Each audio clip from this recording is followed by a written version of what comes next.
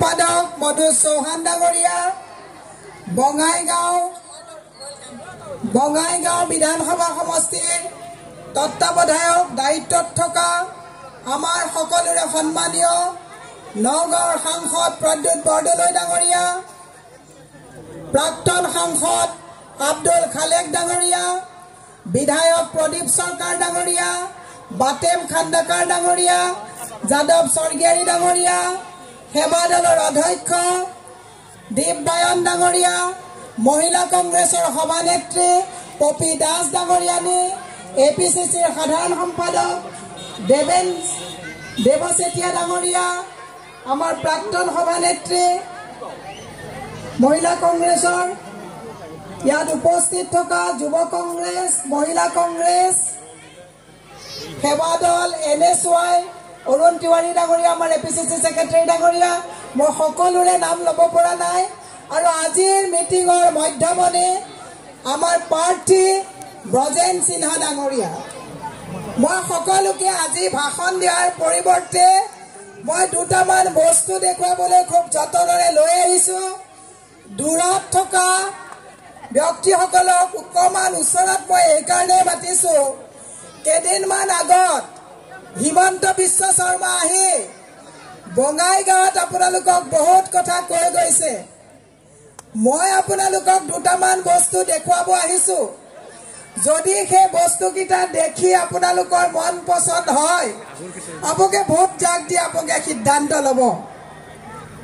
আপোনালোকক মই কৈছোঁ, এইটো প্ৰতিশ্ৰুতি হিমন্ত বিশ্ব শৰ্মাই দিছিলে, বছৰি 5 লাখকৈ চাকৰি দিব। কেমেৰাত মই দেখাব দিছোঁ, বছৰি 5 লাখকৈ চাকৰি দিব।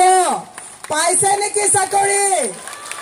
16,000 চাকৰিৰ কাৰণে 32 লাখে এপ্লাই কৰিছে। পাইছেনে চাকৰি?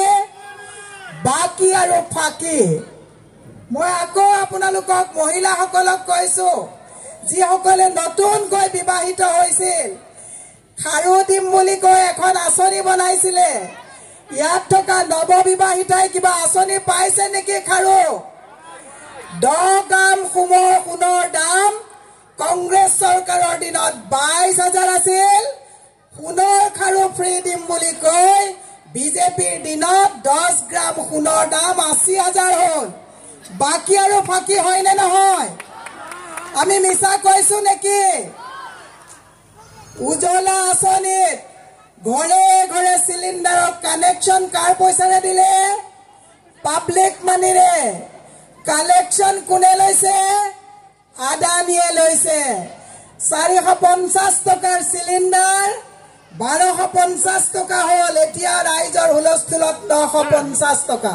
মিছা কৈছোঁ নেকি? চিলিণ্ডাৰৰ দাম বঢ়ালে নে নাই? মই আপোনালোকক আকৌ কৈছোঁ, কেইদিনমান আগত লোকসভা নিৰ্বাচনৰ আগত এইখন ভুৱা অৰুণোদয় ফৰ্ম বিতৰণ কৰিছিলে যে সকলো মানুহে অৰুণোদয় পাব। ইয়াত থকা সকলোৱে অৰুণোদয় পাইছে নেকি? নাই পোৱা। হিমন্ত বিশ্ব শৰ্মাই নিৰ্বাচনী বৈতৰণি পাৰ হ'বলৈ কৈছে। 14 তাৰিখে বোলে বঙাইগাঁৱত আকৌ অৰুণোদয় দিব। বাকী আৰু ফাঁকি। আৰু এটা কথা, মই দীঘলীয়া নকৰোঁ, মই খালি আপোনাক মনত পেলাই দিব বিচাৰিছোঁ। লাখপতি বাইদেউৰ এইখন দেখিছেনে আঁচনি? লাখপতি বাইদেউ কোনে কৈছিলে? হিমন্ত বিশ্ব শৰ্মাই কৈছিলে নে নাই? লাখপতি বাইদেউ কোন হ'ল? তেওঁৰ পত্নী ৰিণিকী ভূঞা শৰ্মা। ইয়াত লাখপতি বাইদেউ বহি আছে নেকি? লাখপতি বাইদেউসকলে পইচা পাইছে নেকি? তেতিয়াহ'লে হিমন্ত বিশ্ব শৰ্মা বাকী আৰু ফাঁকি হয়নে নহয়? হয়নে? সিদ্ধান্ত ৰাইজে ল'ব। ঘৰে ঘৰে বিশুদ্ধ খোৱা পানীৰ কথা কৈছে, কিন্তু বঙাইগাঁৱত মই ৰাতিপুৱাৰ পৰা আহি সুধিছোঁ, জল জীৱন মিছনৰ কাম বন্ধ কৰিলে ঠিকাদাৰে পইচা পোৱা নাই, আৰু এতিয়া ঘৰে ঘৰে বিশুদ্ধ পানী দিয়াৰ কথা বন্ধ হ'ল। আপোনালোকক 300 ইউনিট বিজুলী ফ্ৰী দিম বুলি প্ৰতিশ্ৰুতি দি হিমন্ত বিশ্ব শৰ্মাই ভোট লৈছিলে।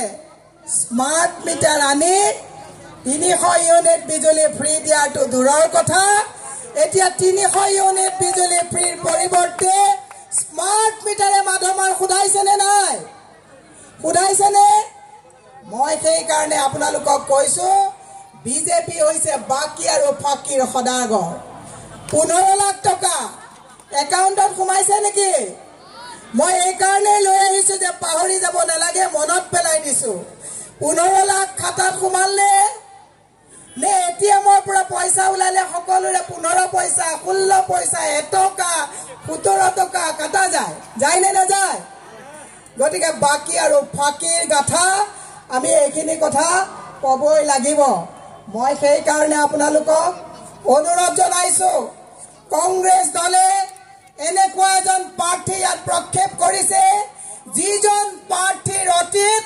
জাতীয়তাবাদী সংগঠনৰ লগত জড়িত আছিলে আৰক্ষী বিষয়া হিচাপে তেওঁ নিজৰ সেৱা অসমত প্ৰদান কৰি ৰিটায়াৰ হৈ এতিয়া কংগ্ৰেছ দলত যোগদান কৰি তেখেতে প্ৰতিদ্বন্দ্বিতা আগবঢ়াইছে আৰু তেওঁৰ লগত প্ৰতিদ্বন্দ্বিতা কোনে আগবঢ়াইছে এইখন ফটো ভালকে চাই লওক কোনে কান্দি কান্দি ভালকে ফটোখন চাওক আপোনালোকৰ ফণীভূষণ চৌধুৰী ডাঙৰীয়া কেতিয়া কান্দিছিলে যেতিয়া কা নালাগে বুলি কৈ সৰ্বত্ৰে অসমত মানুহে আন্দোলন কৰিছিলে এইজন ধুৰন্ধৰ মানুহ যি অসম চুক্তিক নস্যাৎ কৰি চকুৰ পানী উলিয়াই মানুহক ভেলকি বাজি জনাই তেওঁলোকে কা নালাগে বুলি কৈ মন্ত্ৰিত্ব তেওঁলোকে আত্মত্যাগ কৰি আমি গম নোপোৱাকৈ আকৌ মনে মনে গৈ মন্ত্ৰিত্ব ললে আৰু তেওঁৰ পত্নী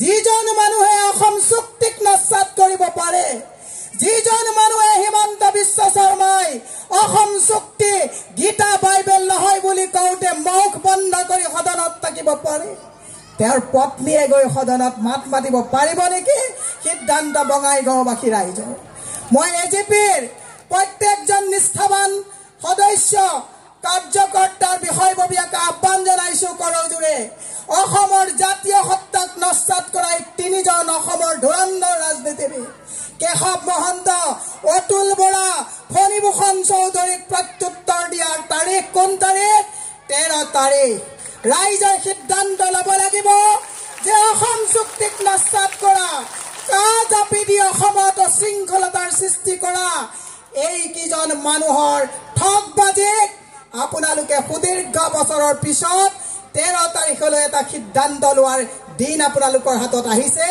আপোনালোকে ব্ৰজেনজিৎ সিনহাক হাতৰ ছবিত ভোট দি কংগ্ৰেছৰ হাত শক্তিশালী কৰক কৰিবনে মই আপোনালোকক কৈছো এইজন মানুহে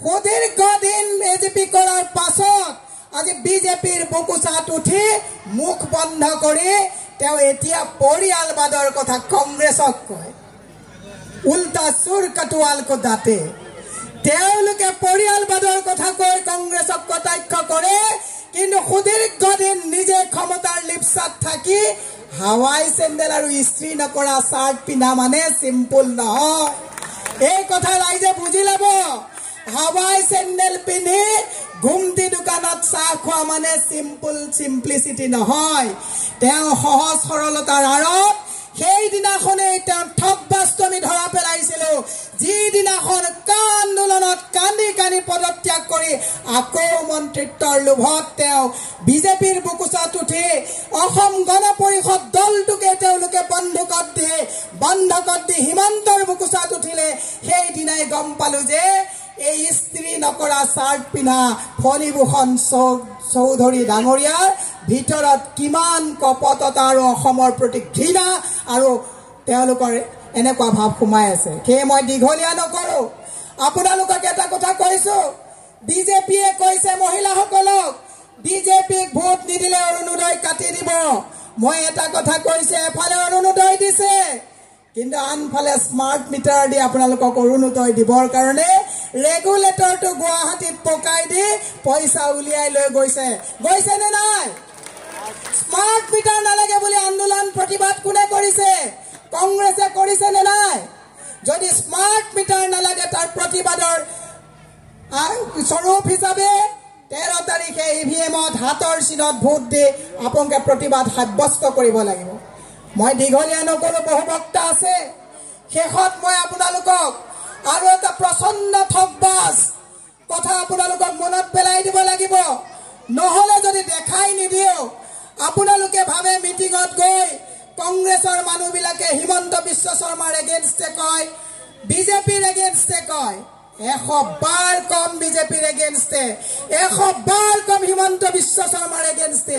চাই লওক, মই মনত পেলাই দিব বিচাৰিছো, কোভিডৰ সময়ত যেতিয়া চেনিটাইজাৰ মাস্ক লগাই আমি ঘৰত সোমাই আছিলো, এইজন হিমন্ত বিশ্ব শৰ্মাই ভুৱাকৈ ব্লু ডাৰ্টত পিপি কিট চাইনাৰ পৰা আনিছো বুলি কৈ ৰামঠগণ্ডী নাৰ্ছিং হোমত 600 টকাৰ পিপি কিট আমাক 2200 টকাত বিকি বেপাৰ কৰিছিলে। হয় না নহয়?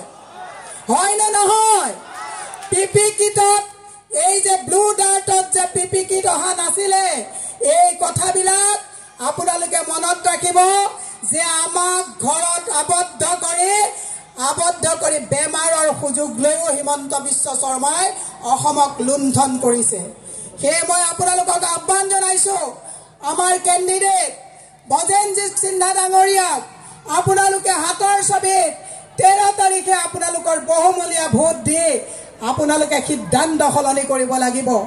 মই অইন সমষ্টিৰ কথা আজি ইয়াত নকওঁ, কিন্তু বঙাইগাঁও ৰাইজৰ প্ৰতি মোৰ বিশেষভাৱে অনুৰোধ আছে যে ইমান আপোনালোকে প্ৰতাৰণা পোৱাৰ পাছতো, ইমান ঠগবাজ কৰাৰ পাছতো আপোনালোকে যদি হাৱাই চেণ্ডেল পিন্ধি ঘুমটি দোকানত চাহ খোৱাৰ বাবে ইস্ত্ৰি নকৰা চাৰ্ট পিন্ধা মানুহজনক সহজ সৰল বুলি ভাবি তেওঁৰ পত্নীক যদি ভোট দিয়ে, তাতকৈ ভুল সিদ্ধান্ত বঙাইগাঁওবাসী ৰাইজৰ বাবে আৰু একো নহ'ব। সেয়ে মই আপোনালোকক আহ্বান জনাইছো, আহক যে কংগ্ৰেছৰ দিনত কম মূল্যত বস্তু দিয়া হৈছিল, কংগ্ৰেছৰ দিনত কিন্তু আঁঠুৱা কম্বল সূতা আঁচনি সকলো দিয়া হৈছিল। সেয়ে মই আপোনালোকক কৈছো, সিদ্ধান্ত ৰাইজে সলনি কৰিব লাগিব। আপোনালোকৰ বহুমূলীয়া ভোট দি প্ৰদান কৰি 13 তাৰিখে আমাৰ প্ৰাৰ্থীগৰাকীক জয় কৰিব বুলি আহ্বান জনাই মই আৰু দীঘলীয়া নকৰি কেৱল মাত্ৰ বিজেপি চৰকাৰৰ বাকি আৰু ফাঁকিৰ অকণমান নমুনা আপোনালোকৰ মাজত মই দাঙি ধৰিলো। আপোনালোকে যদি আমি কোৱা কথাখিনি মিছা বুলি ভাবিছে, সিদ্ধান্ত আপোনালোকৰ, কিন্তু এটাও মিছা কথা কোৱা নাই। সেয়ে মই মোৰ বক্তব্য সামৰি কৰাৰ আগত আমি সকলোৱে একেলগে এটা শ্লোগান দিম। মোৰ আশা ৰাখিছো যে আপোনালোকে 13 তাৰিখে বঙাইগাঁও ৰাইজে দেখুৱাই দিব যে অসম চুক্তিক নস্যাৎ কৰা, কানি আমাক অপমান কৰা, সদনত গৈ নিজৰ স্বাৰ্থ ৰক্ষাৰ কাৰণে মুখ বন্ধ কৰি থকা ফণীভূষণ চৌধুৰী ডাঙৰীয়াৰ পত্নীৰ বিৰুদ্ধে আপোনালোকে ভোট দিব। যিজন ফণীভূষণ চৌধুৰীয়ে সদনত মাত মাতিব নোৱাৰে, সুদীৰ্ঘ দিন তেওঁৰ পত্নীয়ে একেটাই ৰাস্তাত যাব, তেওঁক আমি কেতিয়াও দেখা নাই ৰাজনীতি জীৱনত, গতিকে তেওঁ সিদ্ধান্ত ল'ব নোৱাৰে। কংগ্ৰেছ কংগ্ৰেছ ব্ৰজেনজিৎ সিনহা জিন্দাবাদ, ব্ৰজেনজিৎ সিনহা জিন্দাবাদ, প্ৰদ্যুৎ বৰদলৈ জিন্দাবাদ, প্ৰদ্যুৎ বৰদলৈ জিন্দাবাদ। Vote for Congress, vote for Congress. Thank you. ধন্যবাদ যাচিছো অসম প্ৰদেশ মহিলা কংগ্ৰেছৰ সভানেত্ৰী মীৰা বৰঠাকুৰ বাইদেউক।